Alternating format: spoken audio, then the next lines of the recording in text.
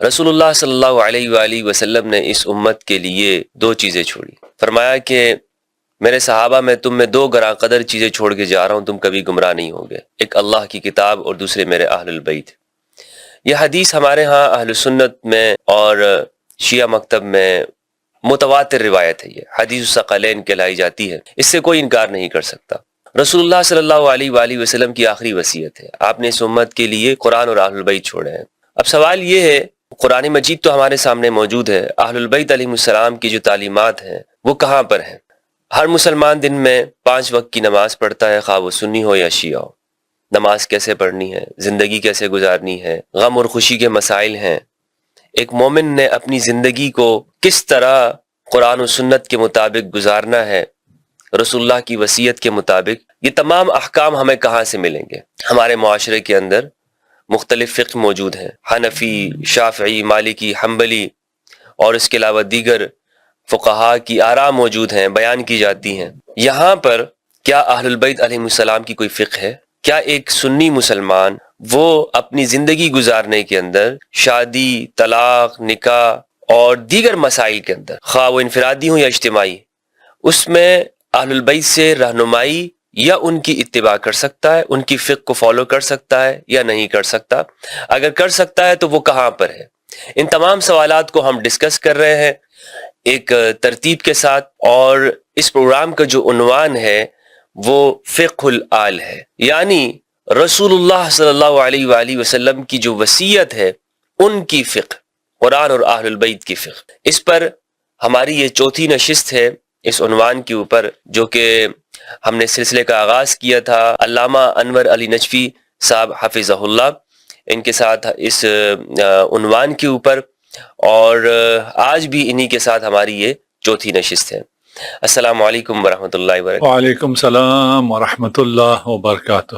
کیسے ہیں؟ الحمدللہ الحمد. جزاک اللہ. تو آج میں پھر آپ کے سامنے اس عنوان کو لے کر آیا ہوں، فقہ الآل کو. جو سوال ہے وہ آپ ہی کی گفتگو سے سوال یہ کہ آپ نے بیان کیا کہ اہل البیت علیہ السلام کی فقہ یہ رسول اللہ کے وصی ہیں، رسول اللہ نے امت کو ان کے بارے میں بتایا. تو اب یہاں پر ایک سوال پیدا ہوتا ہے، اگر یہ اتنی اہم تھی یہ فقہ جس کی آپ بتا رہے ہیں کہ تدوین بھی ہوئی ہے اور ان کی آپ نے فضیلت بیان کی کہ اور جو اصحاب ہیں بلکہ اہل سنت کے جو ائمہ وہ ان کے شاگرد ہیں، اگر یہ فقہ اتنی اہم ہے، دین ہے، تو پھر رسول نے اپنے زمانے میں مدون کیوں نہیں کی؟ یہ ایک سوال ہمارے پاس ہے کہ اگر یہ اہم ہے تو رسول نے اپنے زمانے میں اس کو کہیں پر مدون کرایا ہو، جس طرح رسول اللہ نے قرآن مدون کرایا. خود آپ نے بھی اس کا اعتراف کیا کہ رسول اللہ نے، بلکہ پچھلی نشست میں آپ نے یہی کہا تھا کہ قرآن کے حوالے سے کہ رسول اللہ نے مدون کیا ہے، تو پھر یہ فقہ کیوں نہیں مدون کیا؟ اعوذ باللہ من الشیطان اللعین الرجیم. بسم اللہ الرحمن الرحیم. سب سے پہلے میں آپ کا شکر گزار ہوں کہ آپ کے ذریعے فقہ الآل کے وجود کا بہت سے لوگوں کو پتہ چلا ہے. الحمدللہ الحمدللہ. ابھی اس پہ اٹھنے والے سوالات کا مطلب یہی ہے کہ ایک ایسی چیز جو ذہن میں آئی ہی نہیں تھی اس انداز سے لوگوں کے دلوں میں، اور وہ اس کو مسلمات میں لیے ہوئے تھے کہ اسلام کے اگر دائرہ کار میں رہنا ہے تو 4 فقہ ہیں، ان میں سے کسی ایک فقہ پہ عمل کرنا ہے. جی. یہ سوال کہ رسالت میں آپ نے کیوں مدون نہیں فرمایا، ہمارے پاس جواب ہے کہ رسول خدا نے مدون فرمایا ہے. صحیح. اور ساری فقہ بے املاء رسول و کتابت علی مدون ہوئی ہے، لکھی گئی ہے، اور اس میں حتی عرش الخدش کہ اگر میرے ہاتھ سے آپ کوئی خراش بھی آ جائے تو اس کا کیا تاوان دینا ہے، وہ بھی اس میں مکتوب مدون موجود ہے. صحیح ہے. یہ ایک صحیفہ تھا امام علی علیہ السلام کے پاس، اور یہ ہماری اہل سنت کے اندر بھی یہ روایت موجود ہے. بخاری کے اندر روایت بھی ہے، محمد بن حنفیہ رحمہ اللہ کو امام علی علیہ السلام نے ایک صحیفہ دے کر بھیجا کہ جائیے اور حضرت عثمان کے سامنے یہ پیش کریں، اور ایک واقعہ تھا لوگوں سے ٹیکس لینے کے حوالے سے. تو کتاب کا ذکر ہمیں ملتا ہے امام علی کا کہ ان کے پاس کتاب موجود تھی، صحیفہ کا ذکر ملتا ہے، لیکن یہ پوری ایک فقہ کم از کم ہماری اہل سنت کے ہاں اس کا کوئی ہمیں واضح نشان نہیں ملتا کہ امام علی نے یا رسول اللہ نے کہیں پہ مدون کرائی ہو. تو یہ ہمارے پاس تو اس کی روایات نہیں ہے. تو آپ نے ابھی نشانی تو خود بتائی ہے. کون سی نشانی؟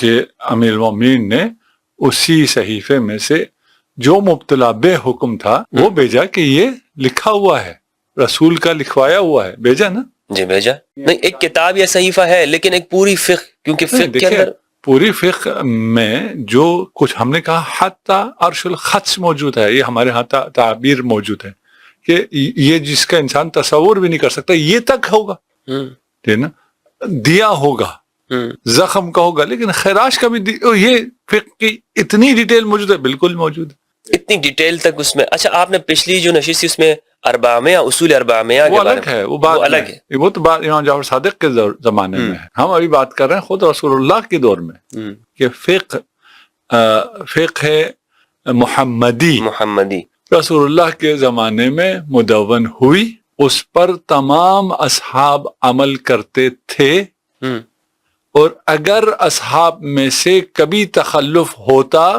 تو اس تخلف کے وقت دکھا دیا جاتا کہ یہ تمہارا اس فقہ سے تخلف ہے، دیکھو مدون مکتوب موجود ہے. میں وہی صفحہ نکال کے آپ کو دکھاؤں گا نا جی، جس صفحے کی جس آرٹیکل کی آپ خلاف ورزی کریں گے تو میں وہی دکھاؤں گا، یہ رسول خدا نے لکھوایا ہوا ہے، یہ رسول خدا کی سیرت بھی ہے. یہ فقراء سے ٹیکس اسلام میں لیا نہیں جاتا، بلکہ اسلام ٹیکس لیتا ہی فقراء کے لیے ہے. اسلام کا ٹیکس عمراء کے لیے تو نہیں ہے. یہ ہمارے آج کل جو ٹیکس غریبوں سے جمع ہوتا ہے یہ تو اشرافیہ کے لیے جمع ہوتا ہے، ان کے پروٹوکول کے لیے، ان کی گاڑیوں کے لیے، ان کے محلات کے لیے یہ ٹیکس جمع ہوتا ہے. اسلام کا کانسیپٹ تو یہ نہیں کہ لوگوں سے ٹیکس لے اور اشرافیہ کو دے دے. جب یہ کانسیپٹ آنا شروع ہوا تو پھر دکھایا گیا کہ یہ ٹیکس غریبوں کے لیے ہے، جو ٹیکس لے کے غریبوں کو دینا ہے وہ غریبوں پہ اپلائی نہیں ہو. صحیح ہے. تو مکتوب موجود ہے، لکھا ہوا موجود ہے، اس لکھے ہوئے پہ تمام اصحاب عمل کرتے رہے ہیں. آپ حاصل کرتے ہیں، آپ کتنے 4 فقہ ہیں جی، ان 4 میں اگر آپ رہیں تو صحیح ہے، اگر ان 4 سے آپ خارج ہوئے تو تکفیر تک کے بھی فتاوی موجود ہیں، مختلف آراء ہیں بالکل، لیکن ان سے خارج کو جی. صحابہ ان 4 میں سے کس فقہ پہ تھے؟ یہ ہمارے جو موجود 4 فقہ ان میں سے تو کسی پر نہیں تھے. ان میں کسی پہ نہیں تھے نا. نہیں، وہ فقہ جعفری پہ تھے، وہ فقہ محمدی پہ تھے، وہ فقہ آل پہ تھے. فقہ آل پر یا سنت رسول پر؟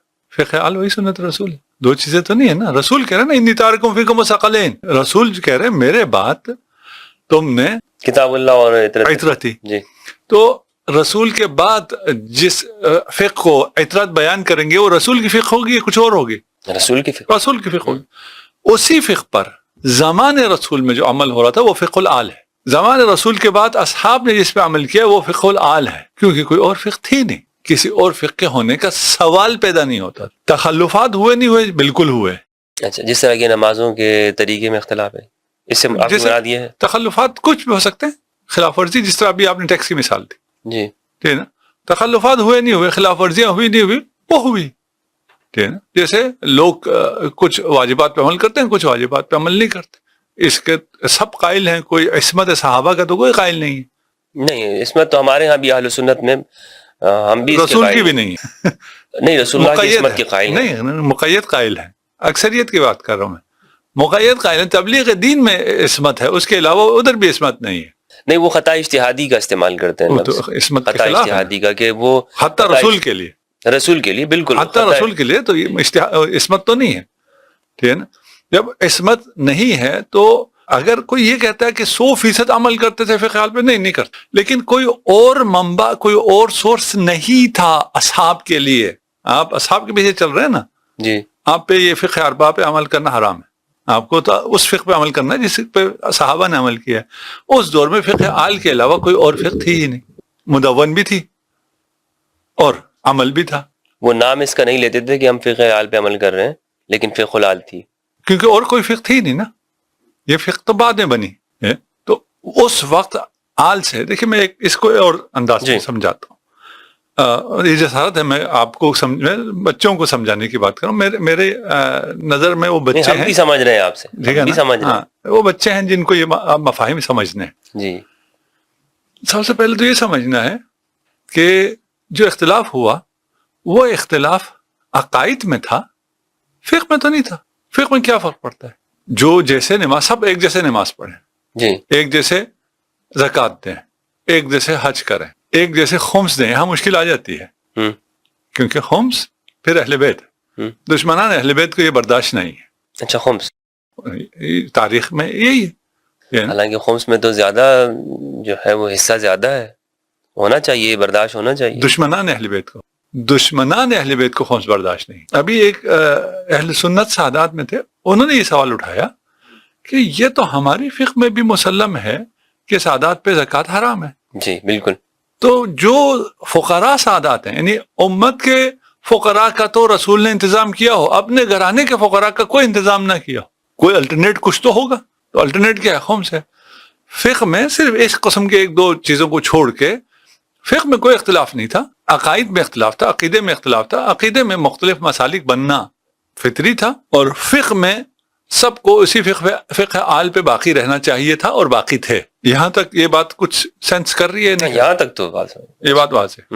پھر کیا ضرورت پیش آئی حکمرانوں کو کہ وہ فقہ بنوائیں، امام بنوائیں؟ بعد میں بنو امیہ بنو عباس کے زمانے میں انہیں کی بات کر، جی جی جی انہیں فقہ بنانے کی ضرورت پیش آئی، امام بنوانے کی. امام فقہی امام، یہ فقہ کے امام ہیں، باقی امامت سیاسی تو ان کو حاصل نہیں ہے. نہیں سیاسی نہیں ہے، سیاسی تو وہ خود ہے، جسے میں عقائد کہہ رہا ہوں. جی جی جی. عقائد میں اختلاف ہے. اچھا عقائد بنانے کا اختیار ان کو بھی نہیں تھا؟ نہیں، عقائد میں جو امام عقائد کا امام ہے وہ تو یہ نہیں تھے نا. ہاں وہ یہ نہیں تھے. عقائد کے امام تو وہی خلفاء تھے بنی عباس کے، بنو عباس تھے، وہ تو وہی تھے. تو یہ بنانا چاہیے تھا فقہ میں، تو سب فقہ آل پہ عمل کرتے رہے، کیا فرق پڑتا ہے؟ اور فقہ آل پہ عمل کرتے رہے ہیں. میرا سوال دوبارہ یہی ہے کہ ان چار سے پہلے کون سی فقہ تھی؟ کوئی فقہ نہ ہو یہ تو ممکن نہیں. صحابہ رسول خدا کے بعد کس فقہ پہ عمل کرتے تھے؟ کوئی فقہ نہ ہو یہ تو ممکن نہیں ہے. کوئی نہ کوئی تو ضرور ہوگا. کوئی فقہ ہے. سارے صحابہ مجتہد ہوں اور سارے خطائیں کر رہے ہوں اور سب کو صرف خطا اجتہادی کے ثواب ملیں، یہ بھی غیر معقول بات. کوئی نہ کوئی نظام زندگی کا ان کے پاس، حرج مرج نہیں ہے نا. یعنی ایک مسجد میں نماز پڑھتے ہیں اور وہ پھر نماز بھی سب اپنے اپنے اجتہاد سے اپنے اپنی مرضی سے پڑھتے ہوں، یہ بھی نہیں. اس میں کچھ چیزیں حکومت کی مداخلت سے سیاسی منافع کے لیے فقہ میں مختصر وہ ہوئی، رد و بدل ہوئی، کچھ چیزوں کو داخل کیا گیا، کچھ چیزوں کو نکالا گیا. تراویح اس کی مثال ہے. تفصیل میں ہم نہیں جاتے، وہ آپ شاید اس پہ پروگرام کریں بھی کرتے. ہمارے ہاں بھی بخاری میں روایت ہے کہ یہ بدعت حسنہ ہے. ہاں اسی کے لیے کہہ رہا ہوں نا، بدعت ہے لیکن ہے، اچھی بدعت ہے. یہ فقہ ہے، رسول کی نہیں ہے، آل کی نہیں ہے، اس میں اضافہ کیا گیا، انجینئرنگ ہوئی ہے. اب حسنہ ہو یا اس پہ بیٹھ کے ہم ہنسے، صحیح جو بھی ہے، یہ تھوڑی بہت الٹریشن ہوئی، تھوڑا بہت جو ان کو لگا وہ کیا، لیکن اصل فقہ آل رہی. فقہ آل رہی، کیونکہ کوئی اور فقہ ہو سکتی نہیں ہے. کیوں ضرورت پیش آئی؟ یہ جو چار فقہ ہیں یہ سیاسی فقہ ہیں، یعنی حکمرانوں کی ضرورت ہے. حکمرانوں نے اپنی ضرورت کے مطابق، اپنے تقاضوں کے مطابق انہیں بنوایا، انہیں امپوز کیا، انہیں مسلط کیا، ان پہ عمل کرنے کو واجب قرار دیا اور تلوار اور ڈنڈے کے زور پہ اس پہ عمل کروایا، جبکہ ان کا اس سے کوئی کام نہیں تھا.